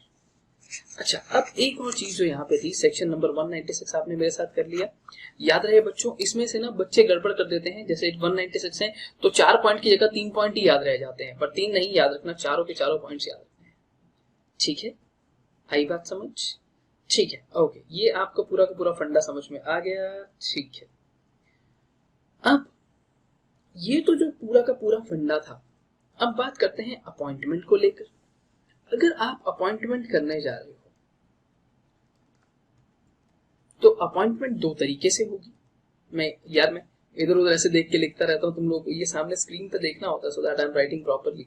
मैं तो नीचे ग्लास पे भी देख सकता हूँ, बट यहाँ पे फिर ऐसे देखूंगा तो अच्छा नहीं लगेगा, इससे अच्छा मैंने थोड़ी सी अलग हैबिट डाल ली है। देखो, अपॉइंटमेंट के बेटा दो तरीके हैं यहाँ पर। अपॉइंटमेंट के दो तरीके हैं। अपॉइंटमेंट का जो पहला तरीका है that is without CG approval, without central government approval. और जो यहाँ पे अगला है that is with central government approval, with central government approval. अब विदाउट सेंट्रल गवर्नमेंट अप्रूवल और विद सेंट्रल गवर्नमेंट अप्रूवल दोनों फंडों में डिफरेंस क्या है? ठीक है, तो जैसे कि मैंने आपको पहले भी बताया है दोस्तों कि अगर हम विदाउट सेंट्रल गवर्नमेंट अप्रूवल के जाते हैं that means we are moving as per schedule 5। तो जो शेड्यूल 5 में लिखा हुआ है वो हम उसको कंप्लाई कर रहे हैं। देखो, बड़ी छोटी सी बात मैं आपको बताता हूँ, बड़ा छोटा सा एग्जांपल है। अगर आपने 70 ईयर्स से कम के इंसान को हायर किया तो आप शेड्यूल 5 कंप्लाई कर रहे हो। अगर उससे ऊपर जाना है तो सर सीजी अप्रूवल लेकर आ जाना, सर एसआर पास कर लेंगे, एसआर पास नहीं हुआ तो सीजी अप्रूवल लेकर आ जाना। ये शेड्यूल 5 में लिखा हुआ है, या तो उसको मानते जाओ चुपचाप, अगर नहीं मान पा रहे हो, आपको कोई प्रॉब्लम आ रही है तो सेंट्रल गवर्नमेंट से जाकर अप्रूवल ले आइए। उसके लिए एप्लीकेशन फाइल करनी पड़ती है MR2 में। अच्छा, अब अगली चीज यहाँ पर अब इतना हो गया या डिस्क्वालिफिकेशंस अभी और है? नहीं, अभी कहानी खत्म नहीं हुई है। अब ध्यान रखना बेटा, अगर पेपर में वो बोलता है कि डिस्क्वालिफिकेशंस बताओ, सिर्फ डिस्क्वालिफिकेशंस, तो 196 सबसेक्शन 3 को रेफर कर लेना। पर अगर उसने आपको लिख कर दिया साफ साफ that conditions to be as per schedule 5 without approval of CG, what are the various disqualifications, तो आप ये वाले लिखेंगे जो मैं आपको अब लिखवा रहा हूं। ठीक है, याद रखें कि जो अगर वो आपको कुछ भी नहीं कहता है, बिल्कुल साइलेंट होता है, तो आप ये वाली डिस्क्वालिफिकेशंस लिख सकते हैं। पर अगर उसने आपको बोल दिया without CG approval as per schedule 5 part 1, as per schedule 5 part 1, लो what are the various disqualifications, तो आप ये लिखेंगे। बल्कि मेरी मानिए तो अगर कुछ भी पूछेगा तो इसको पहले लिखना, उन पॉइंट्स को बाद में लिखना। वो पॉइंट्स मिला दोगे बीच में, आप बिल्कुल घोल बना दूंगा, ब्लेंड कर दूंगा एकदम मैंगो शेक की तरह। देखो सबसे पहली बात दैट यहाँ पे एक एक करके बात करेंगे बेटा, तो आई होप आप सब लोग सही से लिख रहे हो। डिस्क्वालिफिकेशंस पे ही हैं हम लोग अभी। The very first point is that he has not been sentenced to imprisonment. He has not been sentenced to imprisonment for any period, चाहे एक दिन ही क्यों ना हो, चाहे कि एक दिन ही क्यों ना हो, और फाइन एक्सीडिंग ₹100, फाइन एक्सीडिंग ₹1000। मतलब गाड़ी चला रहा है सर, चलान कट गया, 2,000-2,500 रुपए का फोन पे बात कर रहा था तो डायरेक्टर नहीं बन सकता? नहीं यार, सुन तो लो पहले पूरी बात। For conviction of offence, conviction of offence under following acts, under following acts. अच्छा बेटा, एक और चीज before I want to go ahead, जितने बच्चे हैं हमारे साथ, आप लोग क्या करते हो, आप लोग बहुत स्मार्ट हो। आप लोग क्या कर रहे हो, चलते फिरते एप्लीकेशन पे पढ़ाई कर रहे हो या जैसे भी कर रहे हो, ठीक है। आप क्या करते हो, मैं पढ़ा रहा हूँ, आप समझ रहे हैं, बात को सुन रहे हैं, आते जाते देख लिया, कुछ ना कुछ सीख ही जाओगे। पर पहली बात, अब बच्चा क्या करता है, इसकी फोटो खींचनी शुरू कर देता है, घर जाके नोट कर लूंगा। ज्यादा मेहनत मत करो, हमारे लिए वैसे ग्राहक भगवान का रूप होता है। तुम लोग बता देना, ये जो क्लास के नोट्स है ना, इसको हम अपलोड कर देंगे, ठीक है। अगर आपको प्रॉब्लम आ रही है हमारे को बताओ, क्लास के नोट्स अपलोड कर देंगे, ठीक है, जितने हो पाएंगे। अब बहुत बार हम लोग सेव नहीं करते हैं, जरूरत नहीं पड़ती है, क्योंकि मुझे तो याद ही होता है इसलिए। अब अंडर फॉलोइंग एक्ट्स, कौन कौन से एक्ट्स, कहता है इन एक्ट्स के अंडर उसको कोई भी इम्प्रिजॉनमेंट नहीं हुई है और फाइन उस पर नहीं लगाया गया है 1000 रुपए से ज्यादा का। सर एक्ट्स कौन कौन से? 16 एक्ट बताए गए हैं यहाँ पर, हैं? हाँ, सबसे पहला जो है आपका Indian stamp act, Indian stamp act 1899, central excise act, अब आप नहीं पढ़ते हैं ये, सेंट्रल एक्साइज एक्ट 1944 में आया था। उसके बाद आपने पढ़ा होगा IDRA, insurance IDRA, Development and Regulatory Authority of India, prevention of food adulteration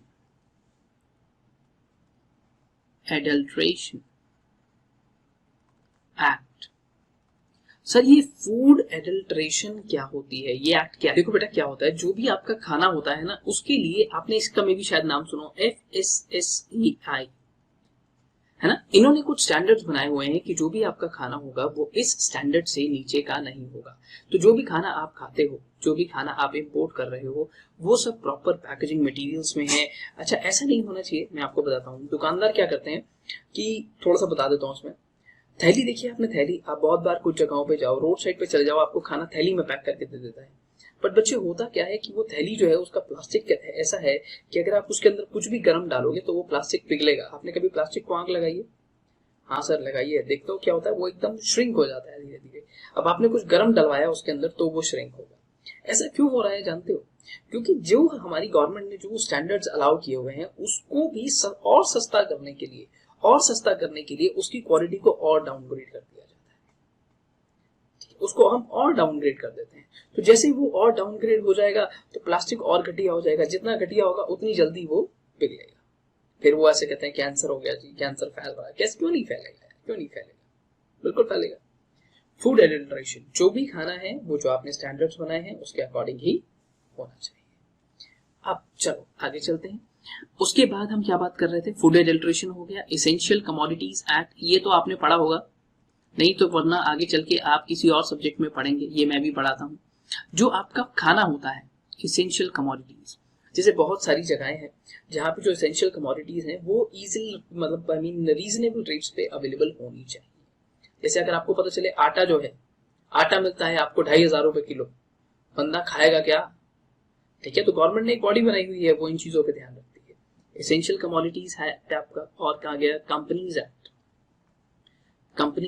2013, या फिर इससे पहले वाले किसी एक्ट में जितने हुआ करते थे, 1956, 1913, 1886, 1866, 1850, कहीं भी आपने कोई भी गड़बड़ करी है। तो उसके बाद क्या कहता है?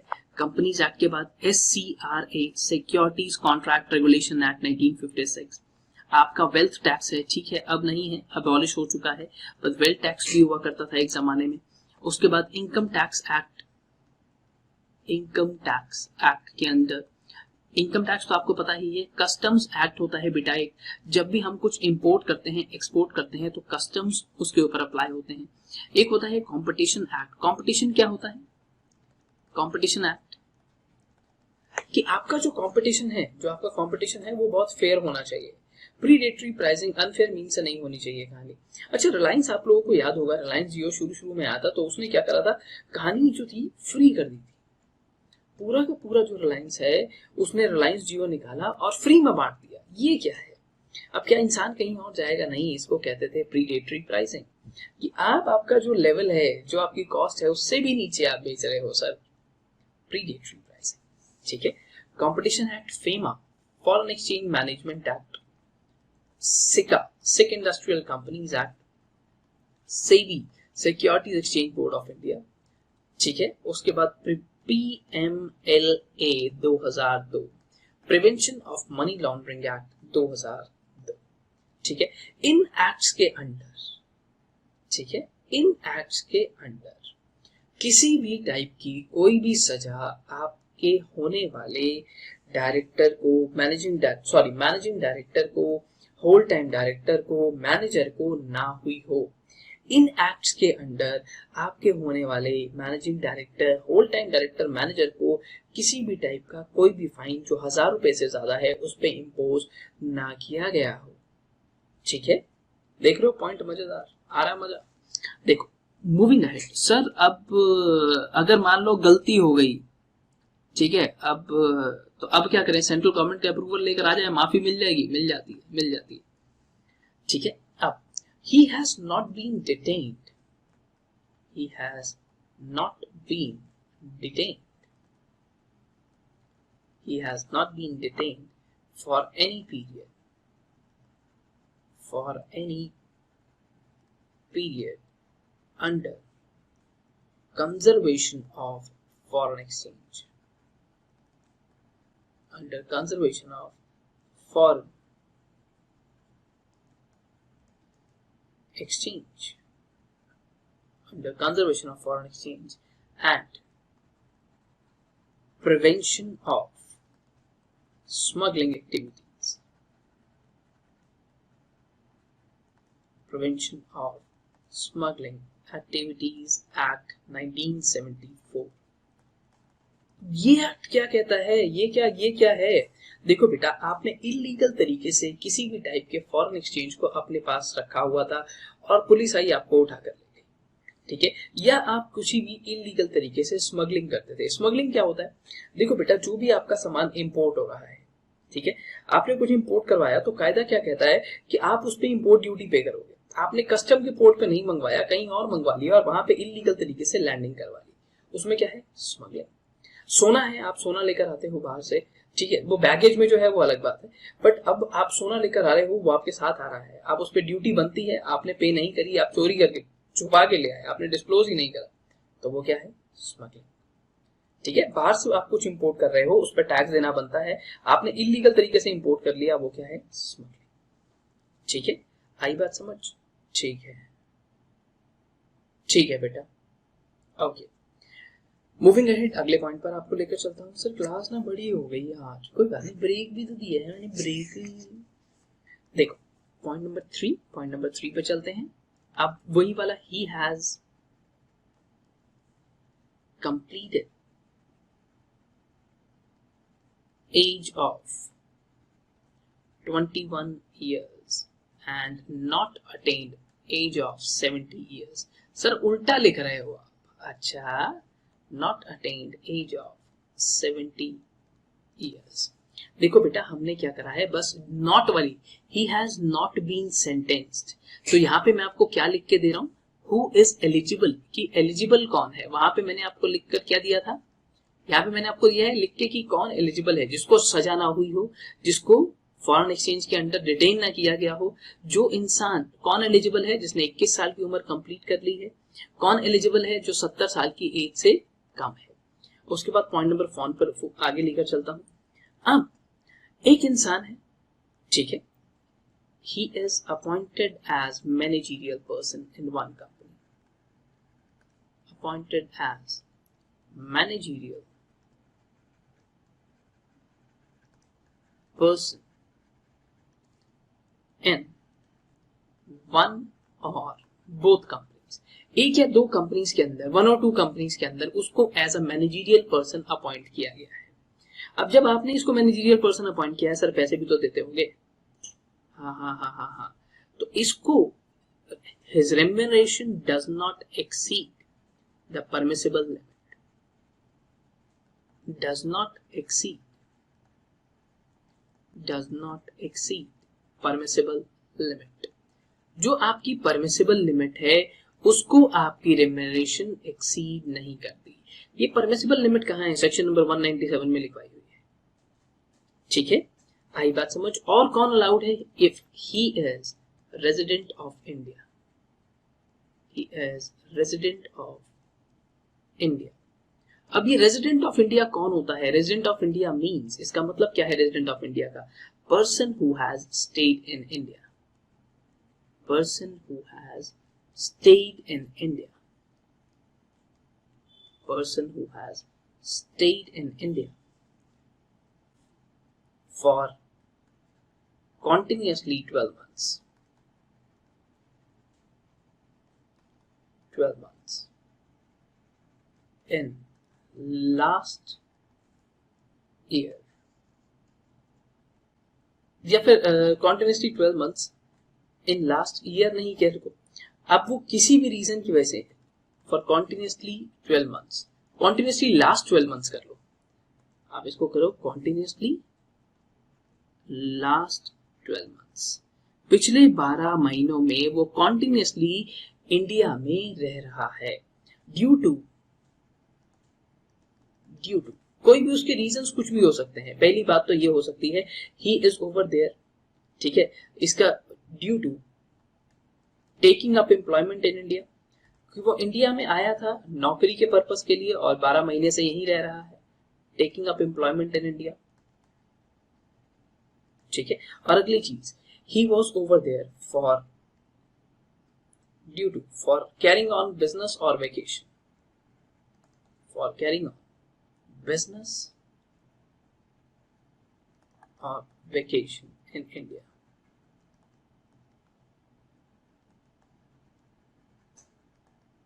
अब वहां पे बिजनेस या वेकेशन करने के लिए ये आया है। सर 12 महीने से छुट्टियां मना रहा है। अरे क्या बात कर रहे हो यार, ये तो हमें नहीं पता होता ना बेटा अगले 2 महीने में कहाँ जाना है घूमने, कहीं पूछने कहीं घूमने जाना हो, अपने आप में ही जंग छिड़ जाती है उसमें। अंग्रेजों को अगले 5 साल का पता है उन्होंने कहाँ जाना है। देख रहे हो कहानी तुम लोग। अच्छा देखो, पहली बात, अब आपने अगर जितनी भी टर्म्स एंड कंडीशंस मैंने आपको लिखवाई हैं, अगर आप ये फुलफिल कर जाते हो सर तो बहुत बढ़िया है, ठीक है। अगर आप फुलफिल करने में फेल हो जाते हो तो जाइए और जाके सेंट्रल गवर्नमेंट का अप्रूवल ले आइए। ये सेंट्रल गवर्नमेंट के अप्रूवल को लेने के लिए आपको एप्लीकेशन फाइल करनी पड़ती है सेंट्रल गवर्नमेंट के पास, जो जाती है आपकी MR2 के अंदर, ठीक है। MR2 के अंदर आप ये एप्लीकेशन फाइल करते हो और उसके बाद वो जाकर आपकी एप्लीकेशन को अप्रूव करते हैं, ठीक है। चले आगे, बता दिया आपने फिर हटा भी दिया, जरूरत नहीं थी उसको नोट करने की, इतना तो याद रख सकते हो तुम। अच्छा क्या, एनीवेज थोड़ा सा आगे लेके चलो, चले बेटा। अब जिसको भी आपने अपॉइंट किया है, अपॉइंटमेंट को सबसे पहले जो भी इंसान को आपने फाइनलाइज किया है, appointment shall be approved, shall be approved. सबसे पहले उसको जो अप्रूव करेंगे वो करेंगे बोर्ड ऑफ डायरेक्टर्स, और उसके बाद उस सेम अपॉइंटमेंट को अप्रूव किया जाएगा by passing OR at general meeting, by OR at general meeting. अब आप शेयर होल्डर्स के सामने उस इंसान को लेकर जाएंगे कि सर ये इंसान है, इसको हम अपना मैनेजिंग डायरेक्टर या मैनेजर या फिर होल टाइम डायरेक्टर बनाने जा रहे हैं, ठीक है। तो ये फंडा होगा, ठीक है, ओके। सर वैसे वो प्रोसीजर पूछ लिया उसने पेपर में, तो बेटा प्रोसीजर पूछना तो वैसे बहुत बड़ी बात नहीं है, खैर। अच्छा स्टिल एक और चीज मैं आपको यहाँ पे बता देता हूँ कि अगर ये, चलो एक काम करो, लिख लो प्रोसीजर यार, लिख लो। तो पहले प्रोसीजर कौन सा लिखवाऊं बताओ? प्रोसीजर लिखवा देते हैं एज पर शेड्यूल 5, उसी में बता दूंगा कहाँ कहाँ पे चेंजेस करने हैं।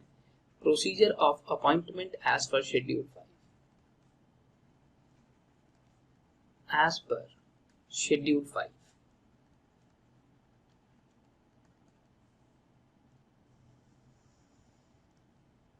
अब सबसे पहली बात यहाँ पे आता है कन्वीन अ बोर्ड मीटिंग। अब आप एक बोर्ड मीटिंग यहाँ पे फिक्स करेंगे, ठीक है। बोर्ड मीटिंग क्यों करेंगे? टू अपॉइंट, जिसको भी आप अपॉइंट करना चाहते हैं, टू अपॉइंट किसकी पोजीशन खाली है, जैसे मान लेते हैं होल टाइम डायरेक्टर की बात कर रहे हैं, ठीक है। उसके बाद आप यहाँ पे होल टाइम डायरेक्टर है, चाहे मैनेजिंग डायरेक्टर है, चाहे कोई भी है, आपको पहले बोर्ड रेजोल्यूशन चाहिए, उसके बाद आपको क्या चाहिए सर? OR चाहिए जनरल मीटिंग में, शाबाश। Fix date, time, venue, date, time and venue of general meeting to take approval of shareholder, to take approval from shareholder। अभी आपने डेट फिक्स करी है, अभी आपने मुहूर्त निकाला है कि इस डेट पर हम अपनी मीटिंग करेंगे। उसके बाद अब आप जाके कन्वीन करेंगे sir, convene EGM and take approval, and take approval. अब यहां से दोनों रास्ते अलग हो जाते हैं। यहां से अगर आपको इधर जाना है, यानी कि आपको अप्रूवल लेना है, अब जो आपकी कंडीशंस थी ना वो कहीं ना कहीं आप पूरी नहीं कर पा रहे, तो यहां से हम रूट अलग कर देते हैं टुवर्ड्स CG अप्रूवल, ठीक है। अब मैं आपको पहले ये वाली कहानी पूरी कंप्लीट करवाऊंगा, उसके बाद सेंट्रल गवर्नमेंट अप्रूवल की साइड ले जाऊंगा। अब देखो आपने अप्रूवल ले लिया, अप्रूवल ले लिया बेटा। अप्रूवल लेने के बाद अब कुछ नहीं करना है, आपकी कंपनी जो है, कंपनी को सीधा सीधा DIR 12 फाइल करना है। कंपनी DIR 12 फाइल करेगी सीधा सीधा ROC के पास, ठीक है। कितने दिन में? With in 30 days. 30 डेज कहां से? Within 30 days from date of meeting, from date of meeting. जो आपकी मीटिंग कौन सी? जनरल मीटिंग बेटा, general meeting.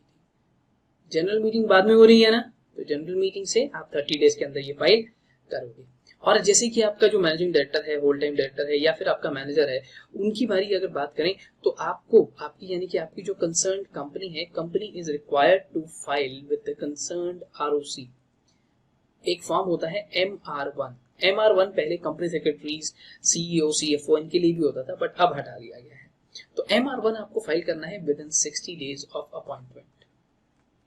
With in 60 days of appointment. याद रखिए बेटा कि पहले वाला जो है वो जनरल मीटिंग से 30 डेज में। अब आपकी जनरल मीटिंग हो गई, आपने अप्रूवल ले लिया, अब आप क्या करते हो, एक ऑफर लेटर बनाते हो, इसको देते हो, साइन करवाते हो। उस ऑफर लेटर पे जो डेट है वहां से 60 दिनों के अंदर MR1 फाइल कर देना। ठीक है, अब थोड़ा सा आगे लेकर चलता हूं। अब यहाँ पे आपको सेंट्रल गवर्नमेंट का अप्रूवल चाहिए, क्योंकि लगता है कहीं ना कहीं जो कंडीशंस हैं हमारे डायरेक्टर ने गड़बड़ करी हुई है। अब हमने सारे अप्रूवल ले लिए, अब यहाँ पर मैं क्या करूंगा, मैं यहाँ पर एप्लीकेशन फाइल करूंगा। एप्लीकेशन फाइल करूंगा कहाँ पे, सेंट्रल गवर्नमेंट के पास। कौन से फॉर्म में, MR2 के अंदर। कितने टाइम में, with in 90 days of appointment. With in 90 days of appointment.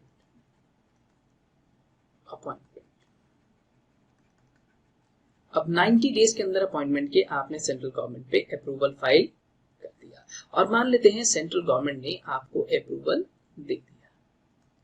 Central government पे अप्रूवल देने के बाद अब आपको कुछ नहीं करना है, यहाँ पे आ जाना है वापस। सेंट्रल गवर्नमेंट अप्रूवल लेकर वापस यहाँ पर आ जाइए, DIR 12 फाइल करो within 30 days from the date of general meeting, और उसके बाद यहाँ पे आपको MR1 फाइल करना है विद इन 60 डेज। ठीक है, आई बात समझ। यहां से बेटा सिर्फ और सिर्फ इतना ही डिफरेंस आता है सेंट्रल गवर्नमेंट के लिए। आप गए, आपने एप्लीकेशन फाइल करी, दैट्स इट। उसके बाद वापस घूम के यहाँ आ जाओ, यहां से आप आए तो आपको इसको कंप्लाई करना है, फिर ये कंप्लाई करने के बाद ये वाला कंप्लाई करना है, छुट्टी। ये दोनों में कॉमन होगी ये वाली फाइलिंग। ठीक है, बोलो बेटा, यही बात समझ। सर आप चले जाओ। ठीक है, जाओ जाओ यार, नाराज मत हो यार, भारी हो गई ना क्लास। कोई बात नहीं, पेपर में अगर आया ना तो बड़ा मजा आएगा। जब आपको पता चलेगा ना आपको पेपर आता है तो बात ही अलग हो जाती है, मजा आता है। चलो ठीक है, मैं जाता हूँ। Bye bye, take care, see you in next class. Bye. बेचारा थक गया, बाय बाय बाय।